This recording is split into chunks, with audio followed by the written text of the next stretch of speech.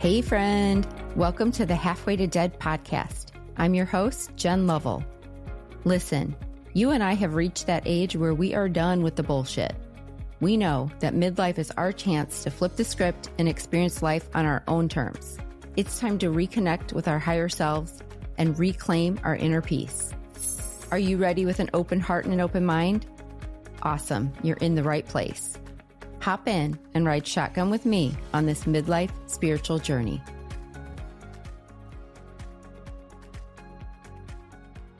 Hey guys, welcome back. Today I interviewed Pamela Downes. Pamela is a mother, entrepreneur, and former corporate leader who left the life she built to follow spiritual guidance calling her forward. Pamela is a multidimensional soul body healer, trance channeler, and spiritual guide who works directly with the Great Council of Light to support humanity's awakening. She helps people clear soul level imprints, reconnect with their inner guidance, and remember who they truly are beyond conditioning, trauma, and past life patterns. Clients describe her work as life-changing, leading to greater alignment, clarity, and a renewed connection to their soul's purpose. Okay, Pamela tells me all about how she absolutely never thought she would channel anything, let alone light beings. We talk about her religious deconstruction. She tells me about losing her dad and the first time he came through to her through a psychic medium. We talk about her ayahuasca journey. I just know you're going to connect with some part of her story. And then make sure you listen for the bonus episode, because in there, she actually channels the Great Council of Light for us. If you've never heard anyone speak with light language, you will. And then we go over it all. So make sure you tune in for that. Let's jump in and hear Pamela's amazing story. Let me ask you this. If I would have talked to Pamela 10 years ago, would she have at all thought she would be channeling? What a good question, Jen. No, she would have never thought that she would be channeling. Never, never, ever. I was alone. You say the word right there. So many people feel alone on their spiritual awakening journey, and I was one of them. And I used to listen to this movie, Tuning In. Daryl Anka was in it. Wendy Kennedy was in it. Bashar was in it. Well, he's Daryl Anka. But Lee Carroll. And I would listen to it over and over and over and over and over on my walks. And so they were my people, but I didn't know that I would be a channeler. Isn't it so interesting? And I was searching for something to connect to, something to make me feel like I had like people around me, or I was understood, or, you know. Isn't that what we're all looking for, essentially? Yeah, it really is. I hear it all the time, over and over again. Yeah. I had someone recently ask me, I don't know where to find my people. I was on a pilgrimage recently, and it was very new in her journey. And I was like, listen, they don't even have to be live. For me, it was listening to the podcast, reading books, watching shows, and you still feel a connection. Like, you know what I mean? Those become your lifeline and your people until you're ready to jump out of that spiritual closet and find. Yeah. And then you ask, then you say, show me my people in real time. And then I'm here ready. they come. Yeah. Guide me. So for you, what was that trigger? What was going on in your life when you were like, oh, I need more. Something's changing. Something's coming. Yeah. There were so many things happening at the same time. So if you can imagine somebody who's spinning plates, that visual, I had all these plates spinning around me, and one was religion and I wasn't resonating with it. One was the questions about the world. One was relationships. One was love. Like, it was just all of these things. And I talk about this all the time, like, as you're traveling through the seasons of your life, as you're gaining more and more understanding of who you are, it's not even a spiritual being, just as, your human experience, you start to learn what you're good at. You start to learn little bits of empowerment. You start to show up differently. That's what was happening. And the way I showed up in my story is what resonates with. There's a frequency to me, to my voice, and there's a resonance in the story that really connects with people, because I am you. You are me. We are all connected, number one. And number two, we've all had similar experiences. I was born into tradition. I was born into religion. We have expectations to be the right daughter, the right sister, the right mother, the right friend, like every bit of it. And we're always trying to exceed, what we're supposed to be reaching, and do better than that. And also, what are expectations that are put upon us. But in religion, there were things about it that I just was finding contrast with. It just wasn't working for me. And one of them was love. Like, I just remember thinking, if God is love and that's a way of being, then how is God going to judge me and give me eternal life or eternal damnation? I don't understand. They just knocked heads. It didn't work. And I just literally stopped believing in it. And I had at this point children that I had gone through the motions and baptized and done all the things that I was supposed to do as this tradition part of our family. I liked the tradition part of it, but I didn't believe in the religion part of it. So as I got older and my kids were older and there were CCD and all these things, I just put a pause on it. I just said, I don't believe in it. I can't bring it to my kids. There's nothing wrong with it for everyone else. But for me, I was like, how do I bring this to them and say, I believe in this when I didn't believe in it? So that was like the first breakdown. The brave thing to do. I'm sure there's people listening right now going, I don't believe in it either, but I still drive my kids to the class. Yeah. Yeah, it's true because we're doing what we think we're supposed to do. We're Right. doing always what we think we're supposed to do. And then, we start to use our discernment. I talk about it in so many different ways, but what I've been trying to say recently is because trust has been this huge, huge thing because people are moving into embodiment. And we'll talk about that later. But when we're kids and when we're growing up, we are taught to trust our elders, trust our parents, trust the religion and the people that are put in positions. We're supposed to trust everybody. Right. And then as we start traveling through those seasons, as we start growing, as we start seeing the world, as we start having experiences, we have to start going inside. We use discernment. What do we trust? What works with us? What resonates with us? And that's what I was doing. I was starting to use my inner trust. At that same time, my dad, who fought alcohol and had his own relationship with, he had trauma and he wasn't really the best parent and he was losing his battle to alcohol. And I was watching that happen.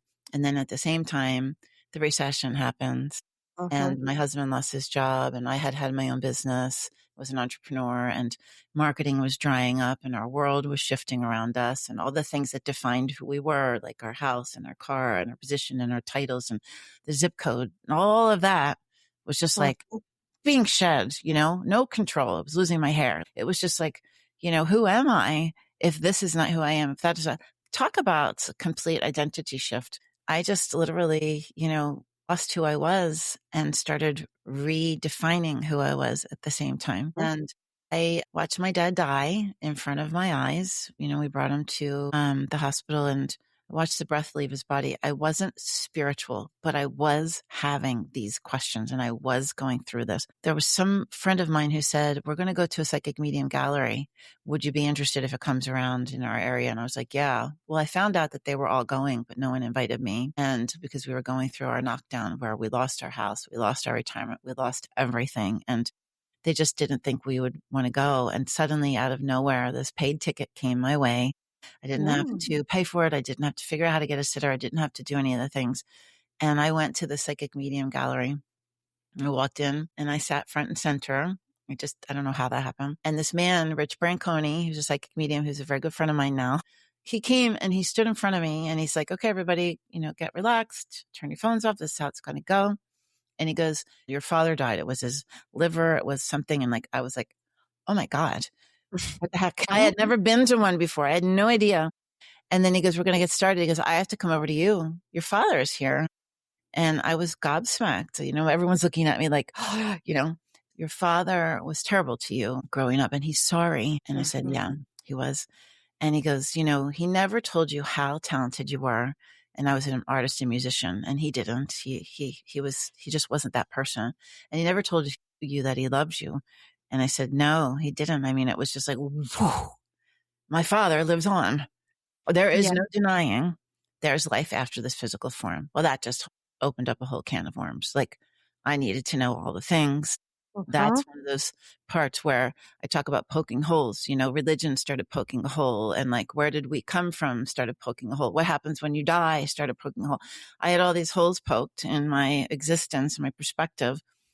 I went down the rabbit hole. Suddenly I needed to know everything of sitting in the floor, the metaphysical section of the library, looking at all these books. The first book that I read was Many Lives, Many Masters. And it was all about past life regression, which I had no idea even existed. And it talked all about people's lives, their past lives, different lifetimes.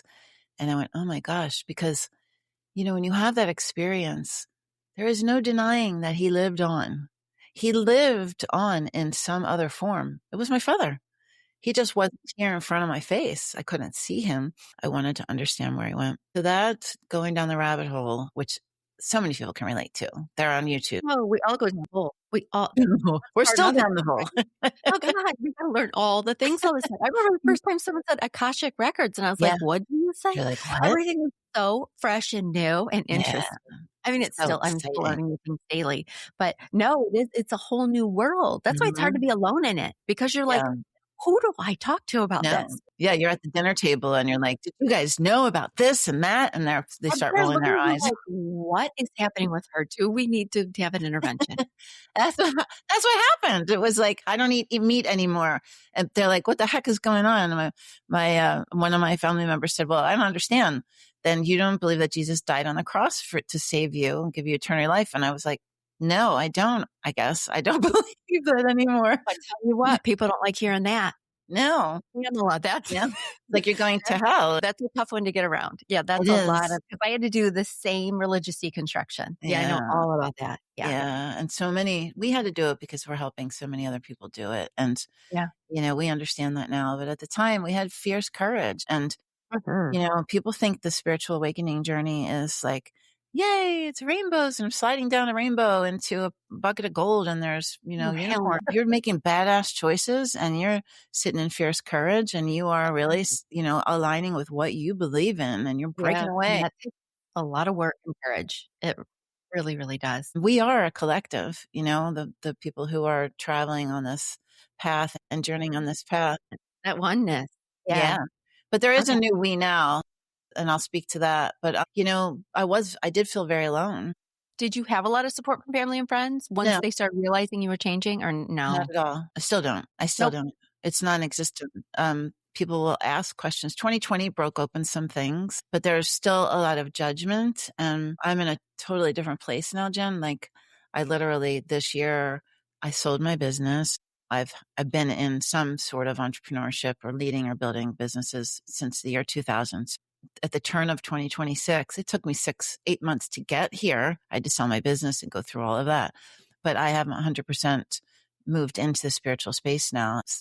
I think one of my kids even said, "Can you make money doing that?" And like, he's like, I'm like, I don't even know what to say to that. It's like, it's so funny. Yes, obviously, guys. I haven't completely lost my mind. I'm trying to think, like, does your whole world have to change immediately during spiritual awakening? No, No, absolutely not. it doesn't have to at all. But Mm, you may get to a point where something big does need to happen, right? But not before absolutely. you're ready. Like, it No, doesn't wake up tomorrow, like, no. selling all your belongings and revamping a school bus. You know what I mean? Like, No, to live I in. agree with you. I love that you said that because so many people think you can't have success here if you're still here. And you'll never be able to do this if you don't get rid of this. Like you have a discernment, you have an inner knowing, you have a team around you. You walk Mhm. each step of this path intentionally, knowing that you are being guided. You make choices out of love and not fear. And you watch your life change and you watch everything unroll and you step upon that path that's unfolding. And Yeah. you're always going to be guided. You make smart decisions. You don't make stupid decisions that make your whole world rock. Wisdom, you guys. Like, you Yeah. don't lose your mind. People, Like they judging think think. you have. No, people might think that, but you've not lost your mind. Don't worry about it. So, all right. So you have very little support. You're moving forward anyway. Yeah, I move And forward then what? anyway. Yeah, I Okay. move forward So you're anyway. moving forward. And okay. Yeah. So this was happening between 28 and 2012 is when the knockdown happened, when I lost everything, when my dad died. And then I started doing yoga and I found that one of my clients, we had lunch and I don't know why this topic came up. She was reading the same book as me. And so we had that in common. And then she was like, you should come to yoga. And I went to yoga with her. And so I found yoga. And yoga for me, through a very difficult part of my life, gave me the opportunity to move my body, to express energy, but also to allow my body to have ease, higher wisdom, and other guidance be intuited into me. And I was seeing peripheral colors in the peripherals of my eyes. I was going to carpool and dropping the kids off and sitting in the parking lot and putting meditative music on. Like I wanted more and more and more.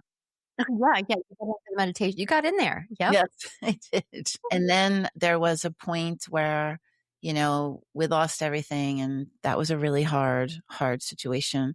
And I found the law of attraction. I found Esther Hicks, and she channeled Abraham. So if you don't know who that is, she's a lovely woman, and she channels a collective of divine beings called Abraham, and she would teach the law of attraction and universal laws. So I heard her speaking about the law of attraction. I heard her speaking about how your words are power.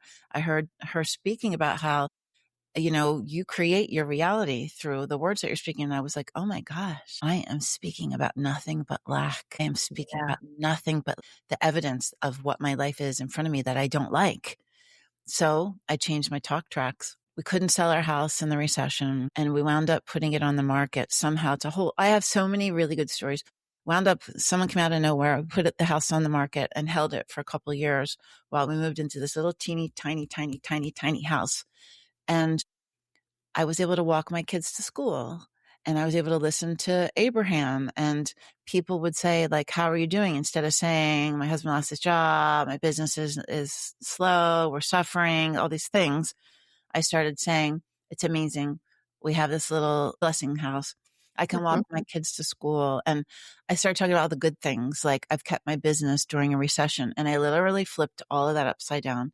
And I started seeing my life change. And I started having knowings. I started going on walks, and I'd feel a knowing to turn left instead of right on my usual routine. And I would run into somebody who needed to talk, or have like interesting people cross my path, or want to do trade with me. Or it was like the coolest thing. I was watching the law of attraction work. I was watching manifestation work. And I was also watching my marriage come to an end. And that was really hard. It took me 3 to 4 years to really work through that, my process at that time. Give it everything you have, to push, to try, give it another year to do this, to do that. I did that. And it ultimately came to the decision that this contract was ending. It was a timeline. I didn't know what that was at the time, but I needed to make this jump to be here now, to do all of this, which I didn't know was here.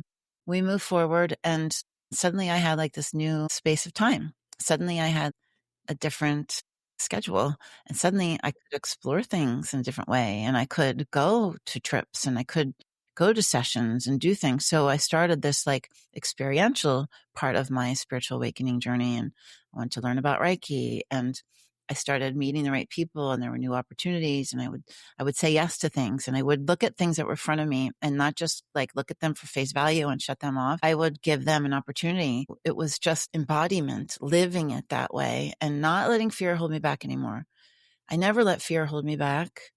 It could be excruciating. I can cry like a baby and do I don't want us all day long, but I still will move forward. And that's what I started with. That my friend said, there's a Reiki share at my yoga studio. Do you want to go? I said, yeah, that sounds cool. She's like, there's 5 different practitioners that work on you. So I was the last one laying on a mat waiting for everyone else to go. And they got me up on the table, and these 5 practitioners started working on me. And suddenly I had my heart chakra just blow wide open. This swelling started happening, and like it just came and opened up, and I was roaring and releasing emotion and crying, and my body was moving, and I had no idea what the heck was happening. And at the end of it, this woman ran over to me, and she's like, you're an empath. You're an empath. And I was like, I don't even know what that is. I was like, what? And I wound up meeting this woman who was a friend of my friend's, who was leaving her career, had just done plant medicine, was starting to be a Reiki practitioner. She asked me if I'd do trade with her and for marketing and branding, and she would do Reiki and stuff on me. And I was like, yeah. So she created this retreat to go down to Costa Rica on the top of this quartz crystal mountain to do this Reiki 1 training. And I just was pulled. I wanted to go, but I'm like, I don't want to be a practitioner, but I knew I had to go. So I went this new life. I could go do things by myself, go to a country away. I learned all about the chakras. I learned all about energy. I learned all about me. I learned all about why I had such a hard time managing my energy around certain people in my life for a very long time. Why I had to go on antidepressants when I first got married for anxiety. this like window was opened. And by the way, I took myself off of them before all of this. I felt this knowing to do that. In the attunement, which was the final ceremony, I had the same thing happen. I had my throat chakra blow wide open. I went back into this like forced hanging thing, and I was all cinched up and I couldn't unlock my neck, and I was foaming at the mouth, and it was excruciating, and I was really scared. It was another one of those moments where I needed to continue to explore. I needed to learn more about what was happening. I needed to understand it all. And I was healing, which I didn't know. I didn't know anything about releasing past life trauma, raising my frequency, opening up my energy centers. I didn't get it. That didn't come for a very long time. No, And just guys, listen, my friends, you don't have to know. It'll yeah, still happen. yeah, It's going to happen whether you're like acknowledging it as spiritual healing or not. It's going to happen. it's going to Yeah. happen. Yeah. And it's happening very fast now. People are experiencing it in a much Very faster fast. way. Yeah. Yeah. Have you noticed that too? I feel like this is sped up a lot, even for myself. That I speak to too, but even for myself, it feels like turbo mode out of nowhere. It is turbo mode. It is. What is happening in this fire horse year? Like this is Fast track, baby. partially because I'm like in it, but also just feels like the vibration is like it's different. It absolutely is. Yeah, Yeah. we'll speak to that later. So I came home from that Yeah. and I just kept exploring it. And so I basically managed that myself. There were little angels that came in here and there at the right time to help me through different things. And after that, I was having all kinds of experiences, energies at night, my dream state enhanced. I was hearing, I was seeing, the knowings. I was having psychic experiences and seeing things before they happened. Like everything was opening up. Everything was turning on. And I just continued to allow this to evolve. I continued to explore it. I continued to absorb information, to watch the videos and all the things. And I saw this video of this man who was famous in his industry, had all kinds of success building. He was a hotelier, was addicted to name it. You name it, he was addicted to it. And he did plant medicine in the jungle, revealed this life experience where he was molested by his grandfather. This memory came up. He healed it. He healed all of his addictions and he came out a changed man. He took his skills and he created this beautiful retreat center for ayahuasca. And the moment I saw it, I just had the whoa, whoa, whoa, whoa, whoa, I'm going there. I'm going there. And I had done trade with this woman to help her with a coaching program. And she said, Pamela, you did such a great job. Would you work with my company? We're looking for this, for a marketing person. I said, sure. And one of the things I got was this symposium experience down in Florida. I went down, I walked into this event space in this hotel, and I was like, there's the owner of the company. I have to go say hi to him. Never met him in person. I walk up to him. I said, Steve, hi, it's Pamela. It's so nice to meet you. He turns around, he shakes my hand. This energy goes through both of our heads, out our hearts, like, woo, woo, woo. And he said, do you feel that? And I said, I do. And it was like a profound moment that you cannot ignore. And we got to meet that weekend. We really didn't get to talk because he was leading this whole thing. I got home, I'm working, I'm on a Zoom call. My phone lights up. I have this knowing that it's him. I go later and it's a voicemail from him. I'd like to talk. I would like to discover what that was. So I called him back and he said, we talked. I normally don't talk to my colleagues about this with work. He goes, but I feel comfortable with you. And I said, oh my gosh, ayahuasca, I'm going to Rhythmia Life Advancement Center in November. He goes, Pamela, I'm going there in November with my group. Like no one was talking about ayahuasca, Rhythmia Life Advancement. No one. Off Ayahuascaville, you guys go together. It's crazy. Well, we became very good friends and I kept hearing he's going to ask you to go with him. He's going to ask you to go with him in November. And I kept going, well, if he does, he does. But inside of me, I was like, I really want to go with him. And he called me and he's like, I'm getting guidance that I'm supposed to invite you. He's like, you got to pay your own ticket. I'm part of a group of people. Someone in my group is on the board of this. They're closing it down to the general public. There will be 40 high conscious leaders in this retreat weekend. I'd love for you to come. And I was like, oh my gosh, I'd have to figure it out.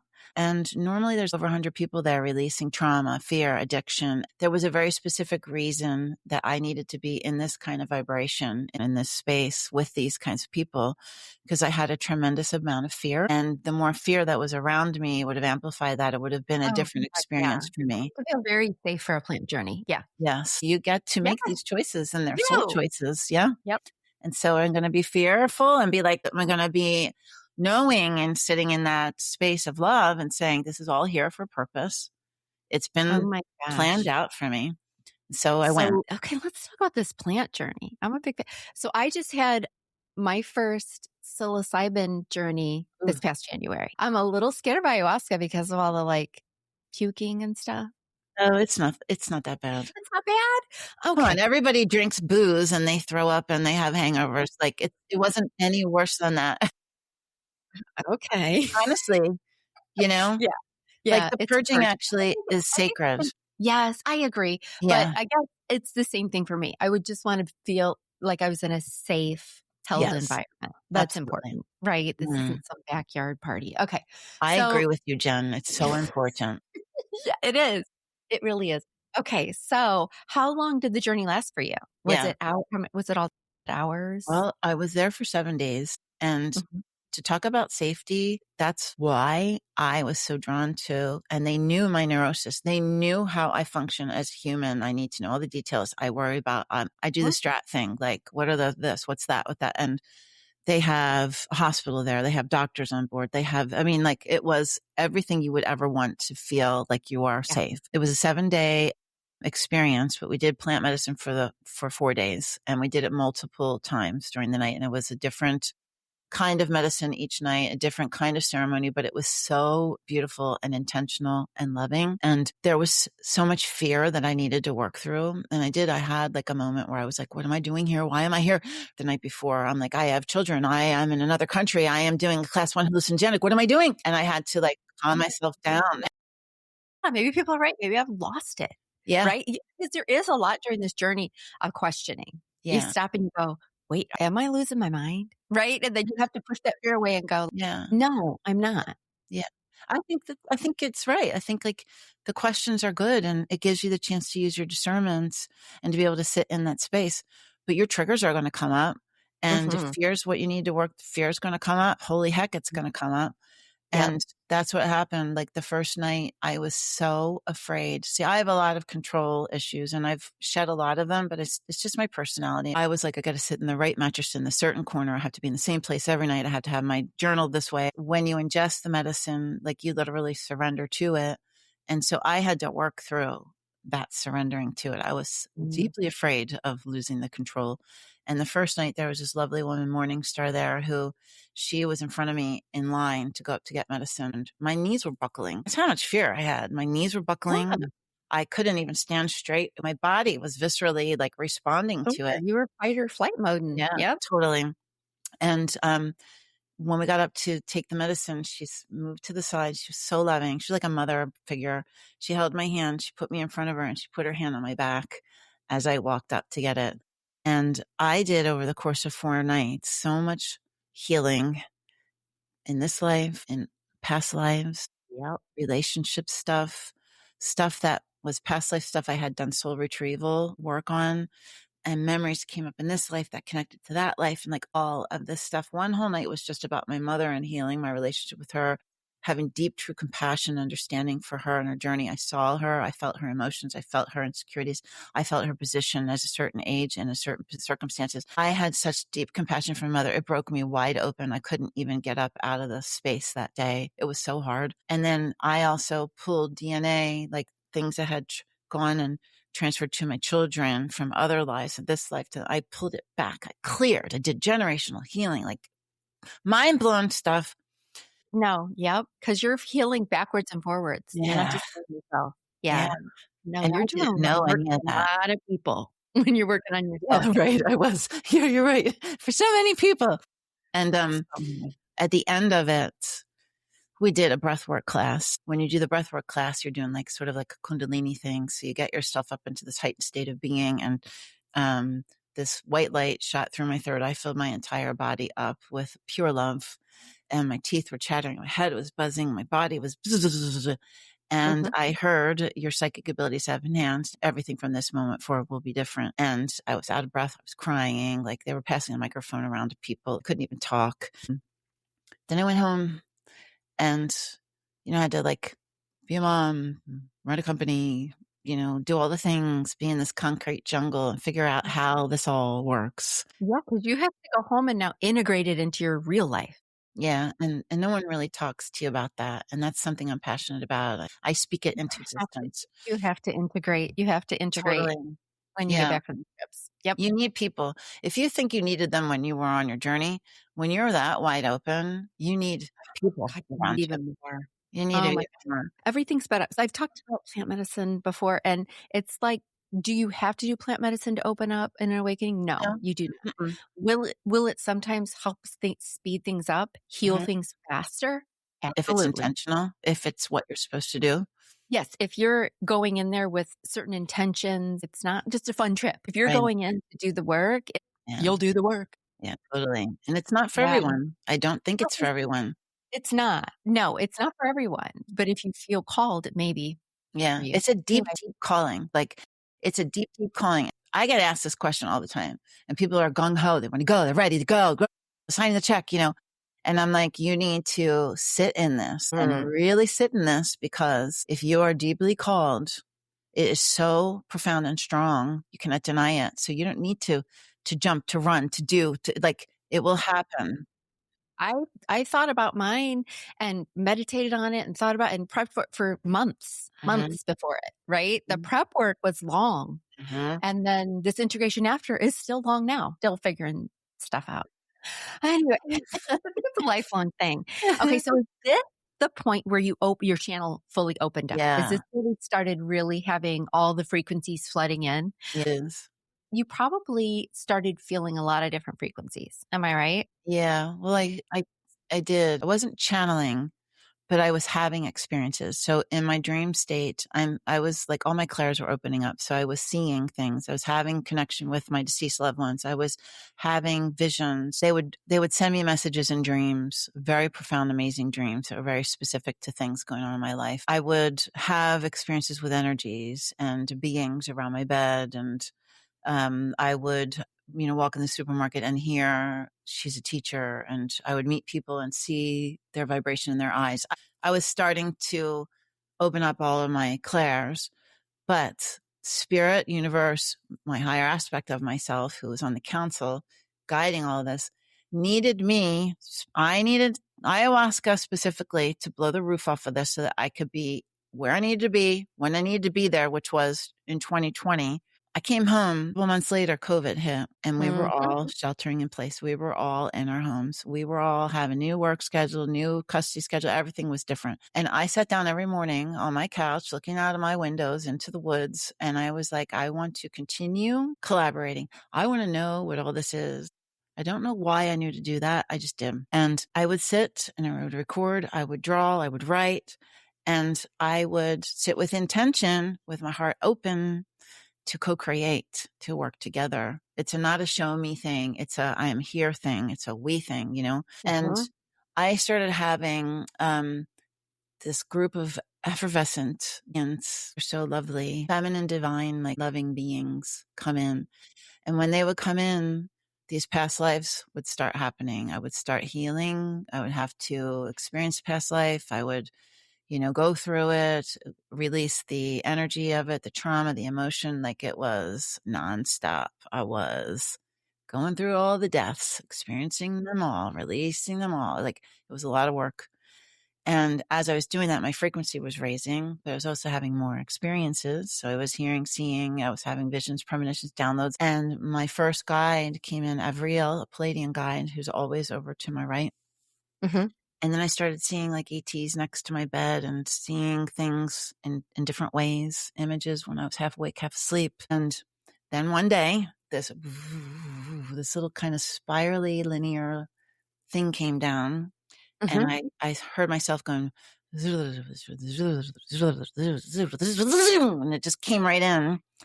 And, and that was the first interaction with the council. They're super high frequency, ancient creator beings. filled with love. All they want to do is love and support us, help us understand and remember who we are, which is divine, magnificent creator beings. Yeah. And we got to a point where a transfer of energy could happen. That was the beginning. They would talk to me. I would have to work with them, and they would have to work with my physicality and my vocal cords and my language and my intelligence and all the things to get Mhm. their information to come through. And we did that for like a year. I still have to work on that. And then shortly after that, the automatic writing started and like just information comes out. How did you Yeah. know who you were He channeling? showed me himself. I have a drawing of him here somewhere. Okay.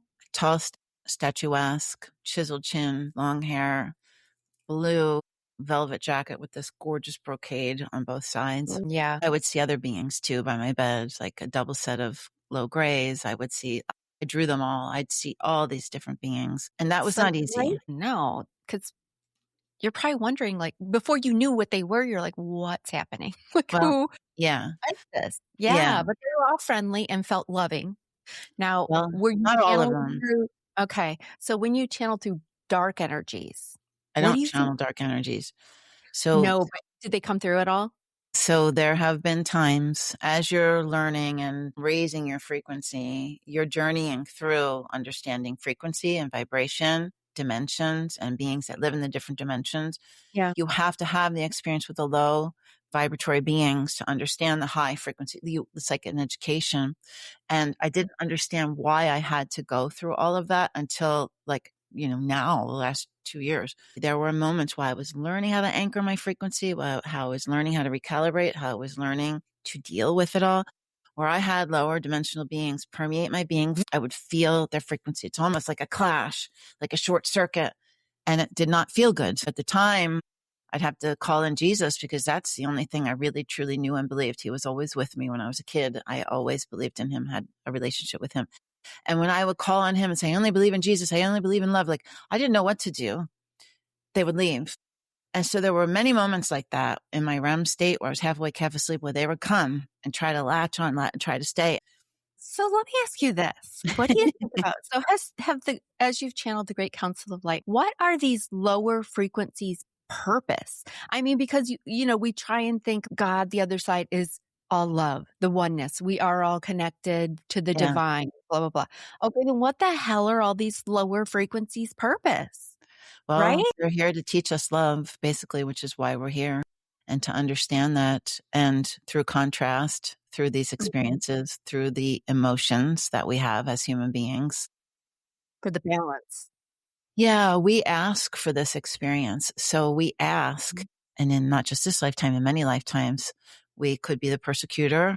We live in all roles so that we understand that dynamic whole picture of everything in the ecosystem of love, in all that is. And so it's really truly an education that our soul wants, that our soul asks for. There's different kinds of beings. So there have been on my journey, spirits, people who have crossed over who are of a lower frequency that are still hanging around. Like there were many times that I would wake up sort of half awake, half asleep, and I didn't even have my eyes open.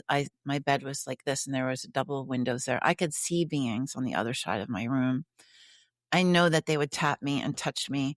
So there's so many different kinds of beings. There's Mhm. beings that live in different spaces. You can't see them because of our limitations in this three-dimensional reality. But I do know that when my dad passed, and that guy, Rich Branconi, told me, my mom, my brother, and I were standing by his bed when he passed saying the Our Father, because my mom said, let's pray.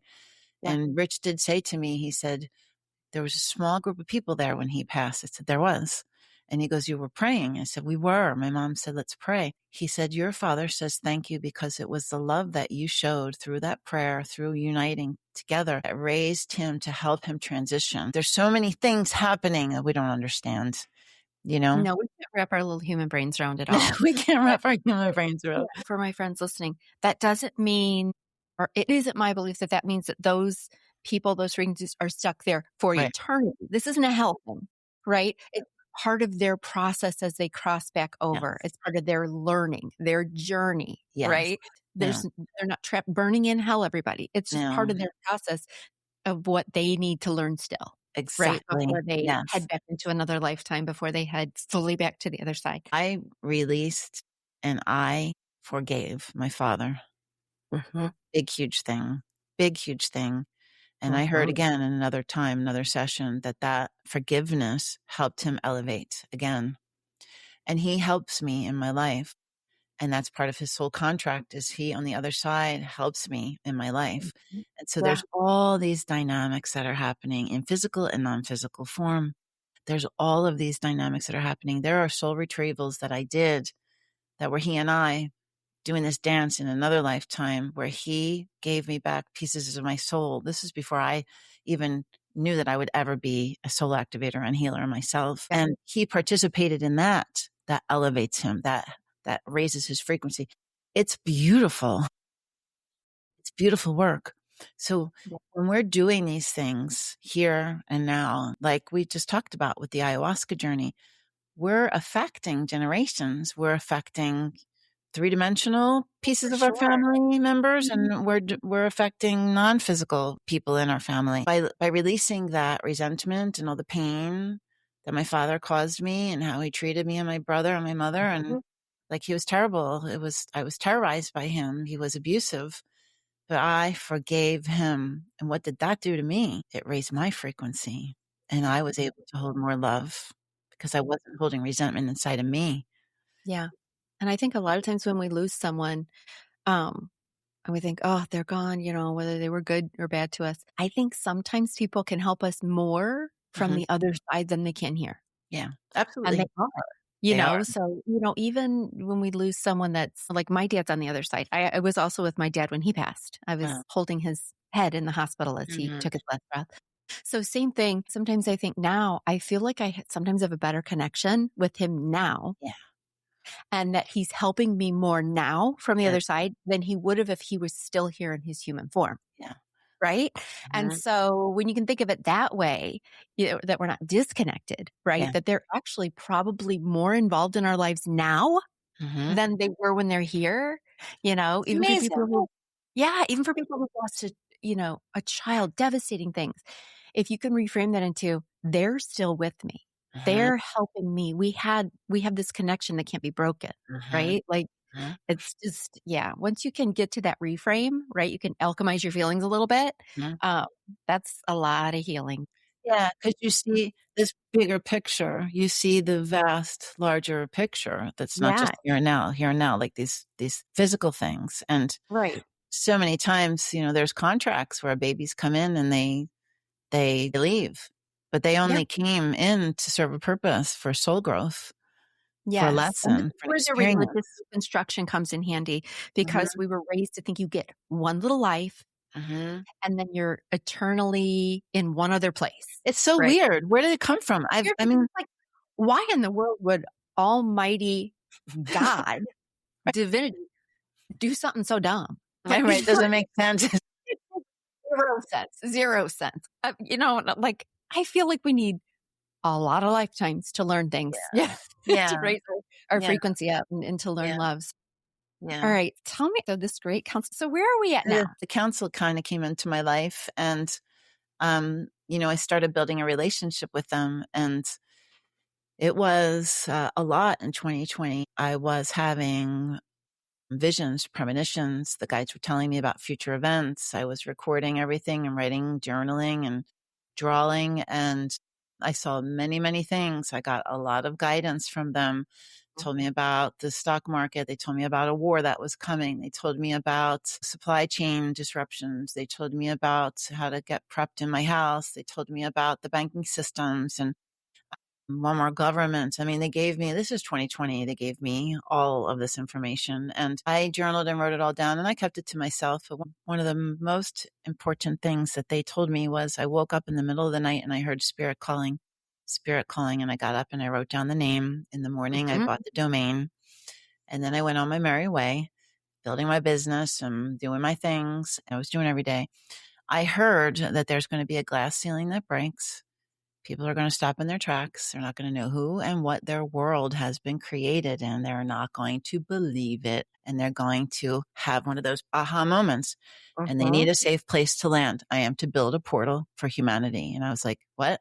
You're like, sorry, what? A portal for what? For say what? And I heard that. I felt small in that statement. Humanity was a large statement for me. I have never ever thought in that kind of term before. And I took it, I put it in my pocket, and I went on and did what I needed to do. And I kept hearing, it's time to build the portal. And I was like, listen, you just told me something else to do. And I merged my business. I'm doing something new. I left my marriage. Like, how much can I do? Yeah, what do you want from Yeah, you need to build the portal. You need to build the portal. And then I had a vision in the middle of the night and I saw these little wings fall down on an iPhone screen. I got up and I sketched it. And in the morning, I went for some reason to my domain place and I saw spirit calling. And then my mind was like, spirit calling, the wings, the portal. It's that. And I kept hearing, build the portal. And I said, fine, fine, fine, fine, fine. I'm your humble servant. Send me the people, send me the money, send me all the things, and I will do it. This woman came out of nowhere from my neighborhood who was a Reiki master. She wanted me to do marketing branding for her. We worked on that project. And then she said, Pamela, I had a download. I'm supposed to work on a different project with you. We're supposed to build a portal for humanity. And I was like, are you kidding me? And I started crying. How I found the developer to build my community is universally. Everything in my life is like these gifts that come in at the right time. The guide said to me, you need to leverage your house. The guides are like, you need to take the equity out of the house and you need to build this portal. And I was like, no, I don't want to. I don't want to. And they were like, yes, you do. You need to. Yeah, you got things to do. Yep. Yeah, got things to do. So I did. And so I launched the community in January of 2024. And shortly after that, I had a dream. I saw a for sale by owner sign on my house, in front of my house. I was told how much, exactly how to do it, every little detail. And I got up and I went, my God, I'm not ready to sell my house. I'm not ready to move at the time. And I got up that morning, like going, oh my God, I have to sell my house. I walked across the street to pick up my dog from a play date. And my neighbor said, Pamela, what are you going to do when your youngest goes to college in the fall? And I was like, I just decided that I'm going to sell my house. She goes, do you know my father loves that house? I want to see if he's interested in it. I sold it in hours for exactly what I wanted, cash as is. And I could pick my closing date in 5 months whenever I needed to leave. And I had to sell all my belongings and get my kids in college. And like, it was a lot. And I kept seeing me hiring someone to create this space, to help me design the space. And I kept seeing me talking to people on a screen. And that's what happened. As I was selling that, someone was creating this and I just plopped from there to here. This is your That's full-time gig my now. business. Yeah. Literally. I led both. Yeah. I led both for 3 years. Do you have a membership level people can be in? Oh yeah. Correct. It's so fun. The A biggest spirit thing, calling it's spirit-calling.com, but the biggest thing that's the most fun is I just launched this tool. It's a spiritual assessment. So if you go and you do the assessment, you might be surprised at where you find yourself. You might be surprised. You never know. You could be somewhere maybe more on the road than you ever thought you were going to be. a little further along on the awakening than you thought once Yeah, you get assessed. Oh, totally. perfect. And then you've got accelerators, you do some one-on-one coaching, you've got all kinds of resources. Did I just hear you say you've got a podcast? Yeah, I have the membership, then I have the mastermind, which is like people can be in a container with me and the Great Council every month. It's really awesome. It's private. Then I have Soul Path Coaching, which is the bomb. If you want to change your life, and I am not stating that like with anything other than truth. Yeah. It's a 3-month container. We work together every other week and people change their life. They heal their soul body. You get divine wisdom from the council. It's like a culmination of all different kinds of practices. There's ancestors that come. There's past life stuff. There's soul healing. There's fractures that are cleared. Nice program. Yeah, it's so cool. So there's that. And then I just started working with conscious business leaders in an aligned leader mentorship program. So I'm helping them lead with clarity and alignment. It's so cool. I just love it so much. I wish we could force some leaders in. When you love what you do, you love what you do. Right. No. And just for everyone listening, she didn't do this overnight. No. Right? No. This is years and years of journey. Don't get discouraged if you're in a part of a journey and you don't think it's going fast enough or it's going too fast. No, you're going at the exact speed that was meant for you. It will happen. Like I said, we don't actually lose our minds in these spiritual awakenings. Some outsiders may think so, but we do not. We Yes, still use our totally. wisdom and we move forward on our path. We can't True. blow up our whole lives in a day. Yes. That's not realistic. And I don't think that's No, really okay. no. So we have to move forward with this. Yes. So listen, if any of this is resonating, you have to go check out all Pamela's stuff. Everything's in the show notes. Here's what I want to do, you guys. I want to hop over. I want to see if we can get the old Great Council of Light to channel the old Great It's so Council of Light. funny. Some things for Jen and her friends today. You'll get a message. I just channeled a doozy 2 days ago about May, about disclosure. So about disclosure in the next couple months. Go to my YouTube. All right, we'll put all the Pamela. links in, you guys. We'll put Yeah, all the links. definitely go there and check that out. But I'm telling you this because I don't know what they're going to say and I have no control over it. But also they want everybody, they want you to like watch and listen and learn, but they want you to be embodiment now. Like it is like do now, do, be. And they do energy activations. So if you see this happening, as your community like familiar with them, energy transmissions and all that stuff, because that's what's going to come out. I have no control over it. Okay. Okay. All right. Are you down with it? I'm always down with all the things. Okay. Wasn't Pamela so interesting, you guys? Now you need to hop over to the bonus episode because Pamela's going to channel through the Council of Light for us. Okay. So thank you so much, Pamela, for being here. Everything's in the links. Head on over to the bonus content, guys. Listen, I know your time is valuable. And right now I'm feeling super grateful and totally humbled that you chose to hang out with me today. If this podcast resonates with you, could you do me a solid and hit that subscribe or follow button? That's going to help you out because you're never going to miss an episode. And it helps me out because you're never going to miss an episode. And if you have like 30 seconds more, could you leave a 5-star rating and maybe leave a kick-ass review? Thank you so much, and I can't wait to continue our journey on the next episode. Oh, and I can't forget the fine print. You know, the legal jargon. This podcast is presented solely for educational and entertainment purposes. We're just two friends on this journey together, and this podcast is not intended as a substitute for the advice of a physician, professional coach, psychotherapist, or any other qualified professional. You get it. See you next time.